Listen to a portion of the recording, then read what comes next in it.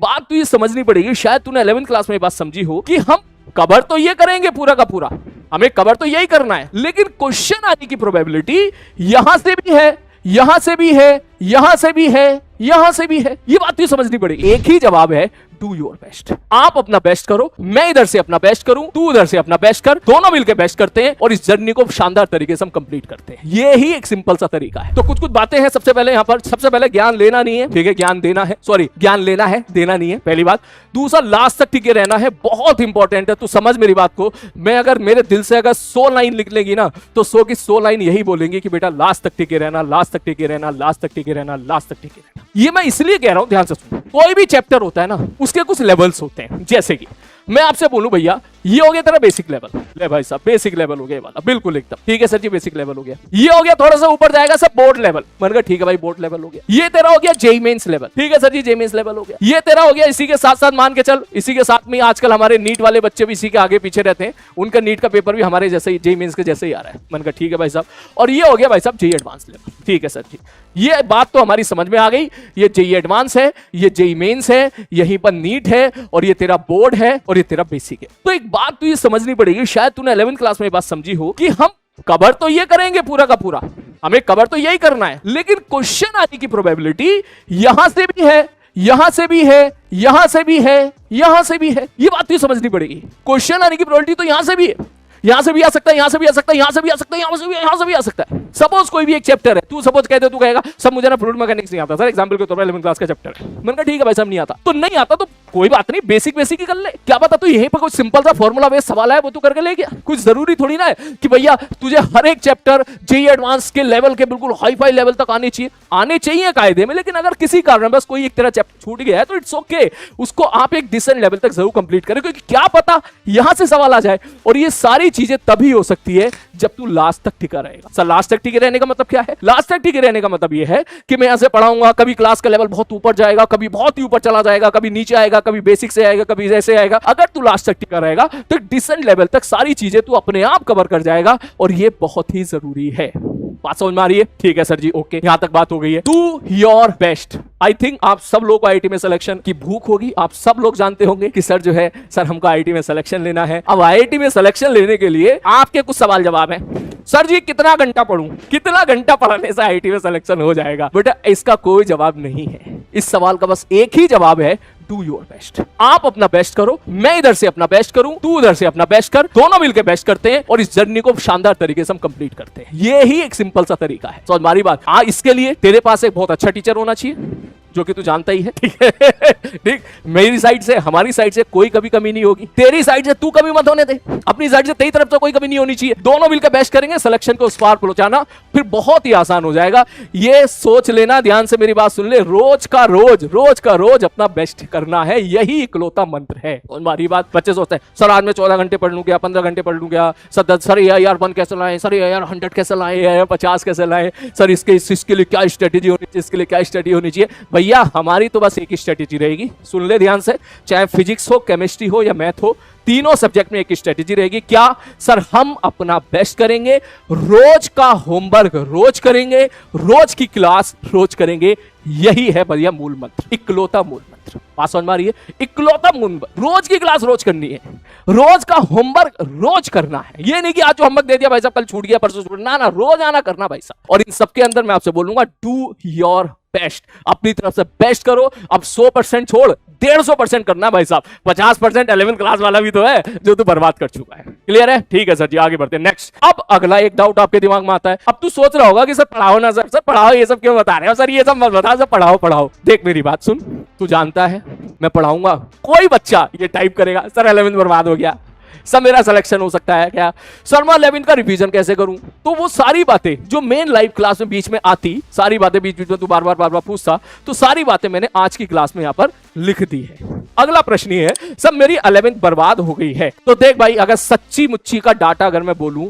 80% बच्चों की 11th बर्बाद हो चुकी, ये बात सच है। और ये बच्चे वो हैं जिनका 11th खराब हो गया था। अब बात ये है कि 11th खराब हो गया था, क्यों हुआ था? बात समझ में आ रही है? 11th क्यों खराब हुआ था, ये बात देखने की जरूरत है, क्योंकि ये इंडिविजुअल प्रॉब्लम है, ये कॉमन प्रॉब्लम नहीं है, ये अलग अलग बच्चे की अलग अलग प्रॉब्लम है। हो सकता है तेरी प्रॉब्लम कुछ और है, तेरे दोस्त की प्रॉब्लम कुछ और है। क्यों 11th बर्बाद हुआ, क्या वजह थी? जहां तक मुझे लग सकता है क्या वजह हो सकती है, पहली वजह तो ये हो सकती है कि भाई साहब तू लाइव से रिकॉर्डेड में शिफ्ट हो गया हो। ये भाई साहब लेक्चर को 2x पे ना देखें, ठीक है। और उस बात को जब लेके मैंने बोला था, मैंने कहा भाई रिकॉर्डेड नहीं देखना है, 2x के चक्कर में नहीं पढ़ना है, तब मुझे बहुत सारे लोगों ने ज्ञान दिया था। और मैं तो 2x पे ही देखता हूँ, मैं तो 2x पे, मास्टर को कुछ नहीं आता है, नया नया मास्टर है, मैं तो खुद 2x पे देखता हूँ। उस सारे बच्चों का जो मैंने बताया ना यहाँ पर कि 100 में से 80% बच्चे, अभी यहाँ पर तेरे सामने जो डाटा 40% बच्चे का निकल के आया, जो 40% बच्चे बैकलॉग हैं, ये मैक्सिमम वही बच्चे हैं जिन्होंने रिकॉर्डेड की तरफ जो शिफ्ट हुए थे। समझ मारिए। तो जो मुझे यहाँ पर दिखता है, जो डाटा शो करता है, डाटा ये शो करता है, जो बच्चा लाइव लेक्चर से दूर होता चला जाता है उसके बैकलॉग क्रिएट होते चले जाते हैं, और जैसे ही बैकलॉग क्रिएट होते चले जाते हैं फिर वो होमवर्क तो भूल ही जाओ, फिर तो उसके नोट्स भी ठीक से नहीं बनते हैं, और धीरे धीरे उसकी पूरी की पूरी 11th क्लास बर्बाद हो जाती है। तो आज के बाद सब लोग यहाँ पर कसम खाओ, प्रण लो कि सर हम पूरी कोशिश करेंगे कि रोज का लेक्चर रोज लाइव देखेंगे। टाइप करो सारे के सारे, बोले यस सर, रोज का लेक्चर हम रोज देखेंगे, रोज का लेक्चर रोज लाइव देखेंगे, लाइव रिकॉर्डेड की नौबत नहीं आने देंगे। आई होप अब मुझे ये चीज समझानी नहीं चाहिए, पिछले साल मैंने समझाई थी स्टार्टिंग में, ठीक है। जिन लोगों की समझ में आई उन लोगों ने अपना 11th बहुत बढ़िया कर लिया, और जिन लोगों की समझ में नहीं आई उन्होंने अपना 11th क्लास बहुत ही बर्बाद कर लिया। अब नहीं होना चाहिए यार, ठीक है, अब नहीं करना है यार। अब देख गलती हो गई है, देख अब ये गलती, जिंदगी ने दूसरा मौका दे दिया तुझे, दोबारा मौका नहीं मिलता जिंदगी में, तुझे मिल गया दूसरा मौका, ठीक। तो अगर आप पूछो, बोले सर मेरी 11th बर्बाद हो चुकी है, मैंने कहा ठीक है भाई कोई बात नहीं, बोले सिलेक्शन हो सकता है क्या, मैंने कहा बिल्कुल हो सकता है, बिल्कुल हो सकता है, यस बिल्कुल हो सकता है। मेरी लाइफ में बहुत सारे ऐसे बच्चे आए हैं, ऑफलाइन क्लासेस में भी ऐसे रहे हैं जिनका 11th पूरा का पूरा बर्बाद हो चुका था, और 12th में उन्होंने खूब मचाया, खूब मेहनत करी, पूरी जान लगाई और सिलेक्शन लिया। अगर तुम मुझसे ये प्रश्न पूछेगा कि सर मेरा 11th बर्बाद हो चुका, 12th में सिलेक्शन हो सकता है क्या, मैं बोलूंगा बिल्कुल हो सकता है, बिल्कुल हो सकता है। बड़े तुझे मेहनत करनी पड़ेगी, ये नहीं कि आज की क्लास है तो आज की क्लास में तेरा जोश बहुत हाई है, पढ़ देंगे सर 11th क्लास तो, ठीक है, ये जोश अलग लेवल का है, और कल की क्लास में थोड़ा डाउन फिर डाउन फिर डाउन फिर डाउन, और आखिरी में फिर उसी रास्ते पे चल पड़े जिस रास्ते पे 11वीं क्लास में थे। ऐसा नहीं होना चाहिए, ऐसा नहीं होना चाहिए। तेरी 11th बर्बाद है, मैं ठीक कराऊंगा।